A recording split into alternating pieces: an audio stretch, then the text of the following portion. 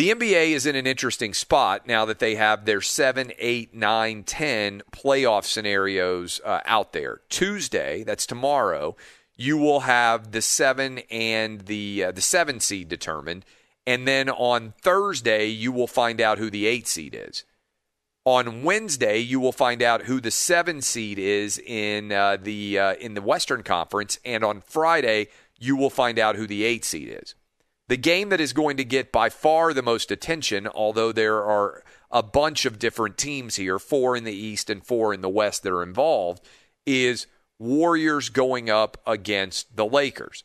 Steph Curry, Draymond Green, that big duo. Klay Thompson, of course, still out, going up against LeBron James and Anthony Davis as the Lakers attempt to defend their NBA title with potentially the best they could be, a 7 seed. It's also possible that the Lakers could end up an 8 seed. They're going to have to go through a really challenging gauntlet in order to win the Western Conference. The question is, and I think it's a good one, does NBA seeding matter at all? Or, as he has done in the past, can LeBron James and this year's Lakers, can they flip a switch and effectively say, hey, we're ready to win a championship now? Because if you look at the futures odds, the Nets are a pretty substantial favorite, plus 210. That means if you bet $100, you would get back $210 in the event the Nets win the championship. I'm looking at FanDuel's odds, by the way. The Lakers are the next most likely team, even though they could maybe not even make it into the traditional playoff, at 5-1, followed by the Clippers at 6-1, the Jazz at 6-1. Then the Bucks and the Sixers are both at 8-1.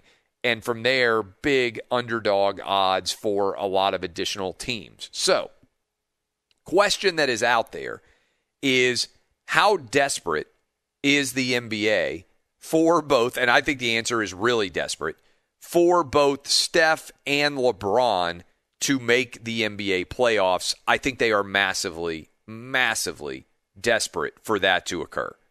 So the best case scenario for the NBA is for either the Warriors or the Lakers, which will happen, to win that number 7 seed, and then whoever loses that game to go on and be the 8 seed. Because whether it's Steph Curry or LeBron James, there's going to be a lot more people interested in watching that team play than if it's the Spurs or certainly if it's the Grizz.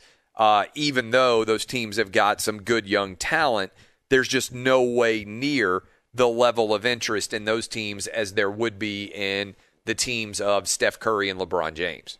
So, Dub, as a fan of the Spurs, do you feel like that the fix is going to be in if the Spurs were able to beat the Grizz, and let's say they were playing against the Lakers for that overall number 8 seed, or frankly against the Warriors? As a Spurs fan, would you be like, there's no way the NBA is going to let us win? You know, I'm not usually the conspiracy guy. Yes. You know, that's just not my style typically. But I would be shocked at the end of that night, and it doesn't even matter who's playing. It's the loser of that first game against the winner of the other game in the Western Conference, Lakers or the Warriors against the Spurs or the Grizzlies, that final win and get in game. Friday night game. If the Warriors/Lakers don't have more fouls called on them than the Spurs or the Grizzlies do, it doesn't even matter if that one of those West Coast teams will have more free throw attempts than the Spurs or the Grizzlies. I would be shocked if that's not the case. The NBA doesn't do itself any favors because it does definitely feel the most like the WWE, because players are constantly whining to officials. Coaches are doing the same thing. And to be fair, I think over the course of a game, a NBA basketball official, to me, has more control than a Major League Baseball umpire does. And let me explain what I mean by that. Primarily because, like, I'm just using an example, Major League Baseball umpire. First of all, they have replay in a big way. But also, you can tell pretty easily if a ball or a strike should be called, and you can tell whether somebody's out at first base or second base. And I know Braves fans are like, really? Can we really tell? Did you see what happened to us at home plate against the – yeah, I know every now and then they totally miss one in baseball. but the overall of umpiring in baseball, and I think even in the NFL, because you can go back and make choices. You can see whether or not somebody fumbled, see whether or not somebody's foot got in. I know probably holding is the call that you look at. You say, man, you could call that anytime. Maybe roughing the passer sometimes can be a very arbitrary call, and it's frustrating in the NFL. But I don't think maybe in soccer, because the decision over a red card is so punitive that if you send a player off and you make the other team have to play with 10 guys, that can be such a seismic and monumental choice.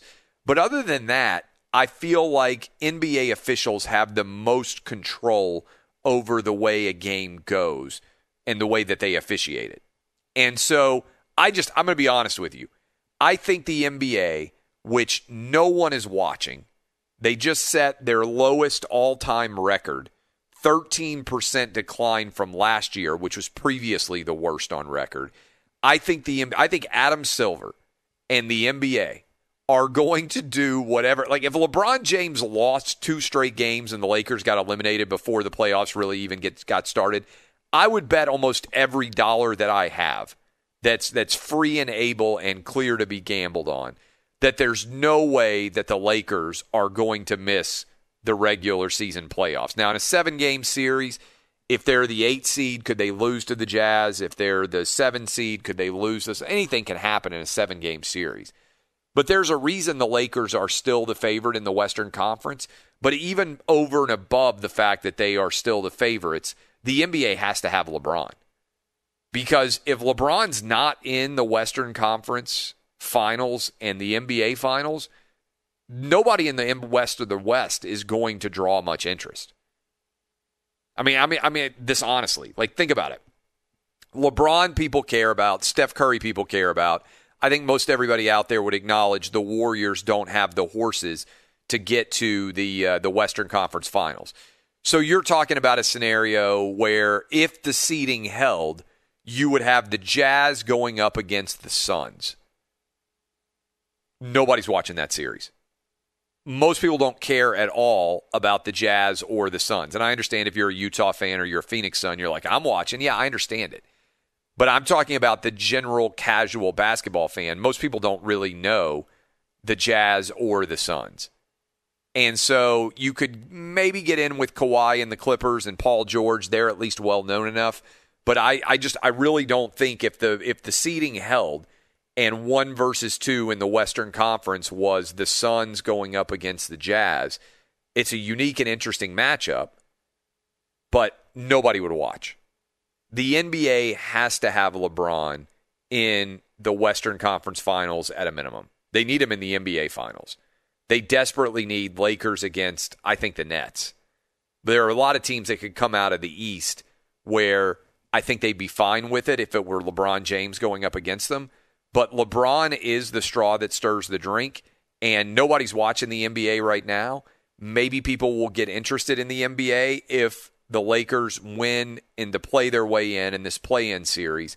But Adam Silver is, I don't want to say he's instituting the code red, but the NBA is in such desperate straits that if LeBron tweaked his ankle, let's say, in a serious way and was not able to play on Wednesday or Friday or his season was over, I think Adam Silver would curl up in the fetal position and just start crying. I really do. I think that's how bad of a shape the NBA is in. By the way, NHL playoffs are underway. Nobody's talking about this. You know the Canadian teams aren't even allowed to come across the border right now, and they're not sure what date they're going to be allowed to come across the border? It's one thing to talk about the trouble that the NBA is in, but it's as if no one is talking about this. So they have 4 different 4-team playoff pods, basically, in the NHL. 12 of the teams are in the United States. 4 of the teams are in Canada, and they won't allow right now for an American team to come into Canada without quarantining or for a Canadian team to leave to come to America to play a game and then go back to Canada. This is a big story that I feel like nobody is discussing. Canada is so wrapped up in COVID cosmetic theater that they are not allowing an American hockey team to cross the border to play a series against whoever emerges as Canada's champion, and they simultaneously are not allowing the Canadian team to come to America. I mean, this is a big deal, and other sports have figured out how to do it because in Toronto, the Raptors didn't play in Toronto all year. They just basically relocated to Florida, which, by the way, a lot of Canadians do. There's a lot of people in Canada who are like, hey, I'm going to Florida.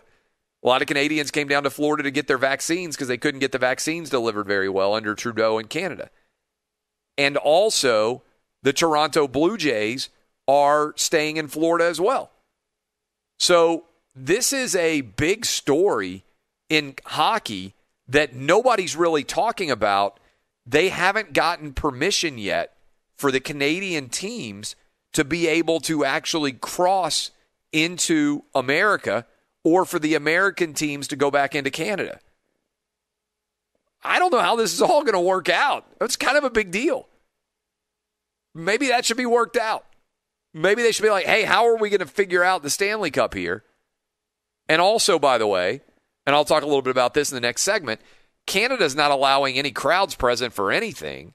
Some of these American teams are going to have monster crowds. Canada hasn't won the Cup since 93 or 95 or whatever the heck it is. That's not going to help them at all either.